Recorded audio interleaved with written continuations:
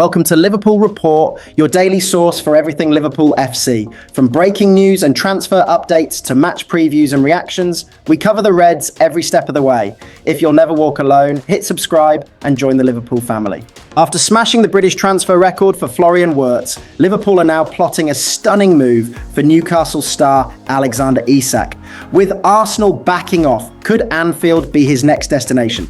Let's break down what's going on behind the scenes, the price too. Despite shelling out a British record transfer fee on Florian Wirtz, Liverpool have not given up hope of signing Alexander Isak. The Swede has emerged as one of the top strikers in the Premier League during his 3-year spell with Newcastle.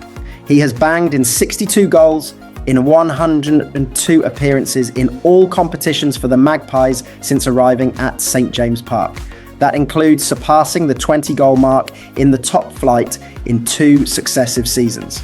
His 23 strikes last year were the most by a Newcastle player since Alan Shearer netted 23 in the 2001-02 campaign. Only Liverpool star and Premier League player of the season, Mohamed Salah, scored more.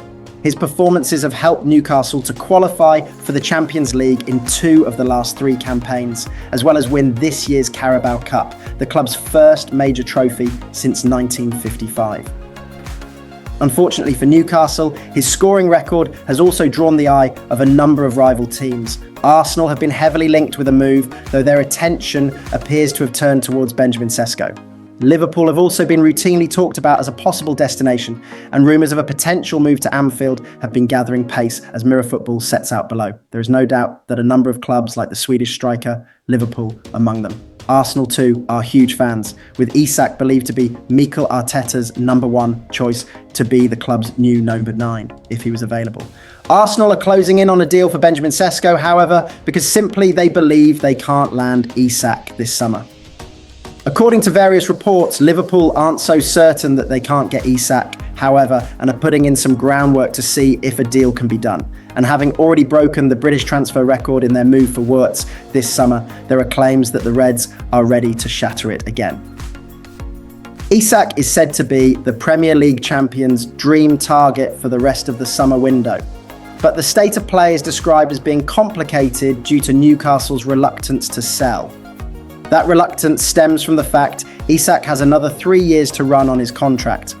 Earlier this year, then Newcastle CEO Darren Eales said it would be crazy if Newcastle sold the striker, with the Magpies no longer under pressure to comply with PSR. Qualification for next season's Champions League adds another layer to that reluctance, with the Toon keen to go as far as possible. Boss Eddie Howe has made it clear he wants to see Isak remain on Tyneside. Alex has got 3 years left on his deal, Howe said last month. Of course, all contract situations are discussed and are talked about, but they are more delicately poised than people would naturally think from the outside. There is never one straight answer. Alex is under contract, we love him to bits, and we want him to stay and keep enjoying his football like he has done. We want him to keep scoring goals for Newcastle for many years. That's my plan. Isak's lengthy contract means that Newcastle can charge prospective suitors as high a fee as they want to. There are suggestions that they could outprice teams by refusing to budge on a $150 million price tag. Liverpool are thought to be willing to offer a fee in the region of £100, 16 indigstein short of what they are paying for Wirtz, but that would be far below Newcastle's valuation. And with the Toon's Saudi backing and a return to the Champions League this season, plus with the club buoyed by winning silverware in the shape of the League Cup last term, they're not for budging. Whether they can be tempted in any way, shape or form, we'll have to wait and see. Chelsea new boy Mamadou Sarr likes Virgil van Dijk, but says he is more like Ibrahima Konate. The 19-year-old arrived at Stamford Bridge this summer with a big reputation after a year learning under Liam Rosenior at Strasbourg. The France youth international has taken plenty of lessons from up-and-coming boss Rosenior, who is in charge of one of Chelsea's family of clubs. But Sarr says he has also watched plenty of Liverpool defenders Van Dijk and Konate to learn from them as he looks to adapt to English football. Sarr said, "I want to be like Virgil van Dijk. I love Van Dijk. But some people tell me I play like Ibrahima Konate. It's similar. Van Dijk is a leader. For a defender, it's important to be a leader. Often on the pitch, I talk a lot. It's an important job, I anticipate well. With the ball, I can pick a good pass. But I've come here to progress. When I was young, I had a dream to be the best centre-back in the world. Sarr has joined for 12 Massins and has represented France at a raft of youth levels and is already being tipped to become a full international in the future. The 6'4" defender is bright, enthusiastic and excited about his opportunity in the Premier League. He learned of Chelsea's interest midway through last season and admits it was impossible to turn down the chance to play in England. "I knew of some interest approximately in November, December," said Sarr. "Then in January, I had an idea that it was possible. When one of the biggest clubs comes to you, it is so exciting."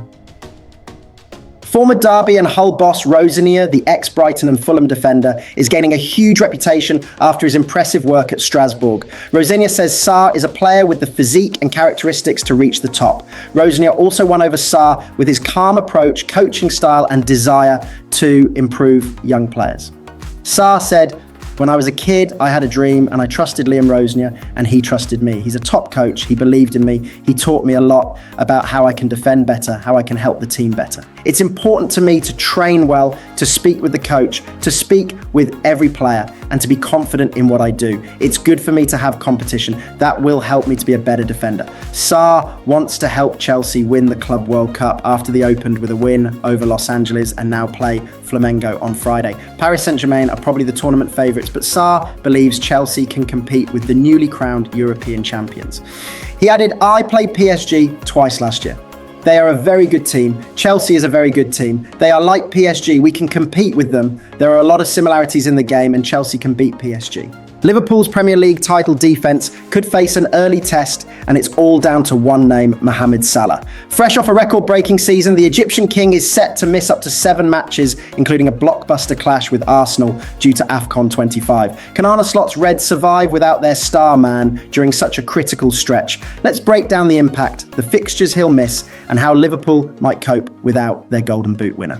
Mohamed Salah could miss 7 key games in Liverpool's Premier League 2025-26 season, including a huge date with title rivals Arsenal. Salah enjoyed a stunning campaign last year as the Reds stormed to the Premier League title.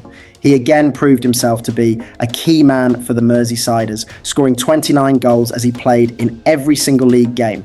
That helped them to romp to the title, the first time they have topped the Premier League since 2020. Those goals helped to earn him a new 2-year deal to remain at Anfield, with his contract having been set to expire this summer. But the attacker will be staying to help Slot's side mount a defence of their title. His record also saw the 33-year-old claim the Premier League's Golden Boot award for the 4th year, as well as being named the division's Player of the Year for a 2nd time. The fixtures for the upcoming campaign were released on Wednesday.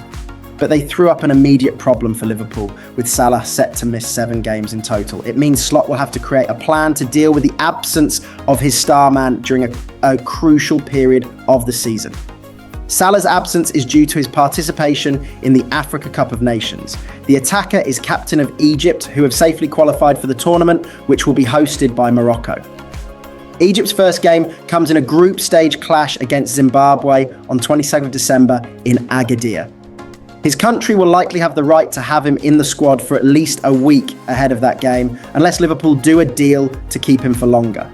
If no deal is done, then Salah will likely miss the Reds' trip to Tottenham, which will be held in the game week starting 20th of December. He will then definitely miss the clash against Wolves on 27th of December, with Egypt facing South Africa the day before on Boxing Day. The visit of Leeds will also see Liverpool having to do without Salah. That game is due to be played in the days from 30th of December, with Egypt taking on Angola on 20th of December.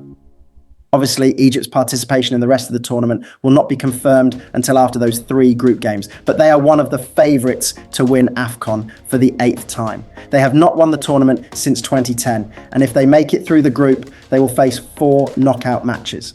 The first of those will be held on either 3, 4 or 5th of January, depending on where they finish. That means that Salah will miss Liverpool's clash against Fulham, which is provisionally scheduled for 3 January. Even if Egypt are knocked out, the attacker faces a race against time to take on Arsenal on 7th January. He will certainly miss that trip to the Gunners if Egypt do make it through. In that scenario, their quarter-final will be held on either 9 or 10 January. The Premier League will then pause for the FA Cup third round, another match Salah could miss. With the Reds next back in action, top flight when they host Burnley around 17th of January. But Salah will also miss that game if Egypt make it through to the final, which will be played in Rabat on 18 January. There is a Champions League group stage game on either January 20 or 21, which he could be back for. But all told, it's a tough run for the Reds, where they'll have to adapt to life without the Cop's Egyptian king.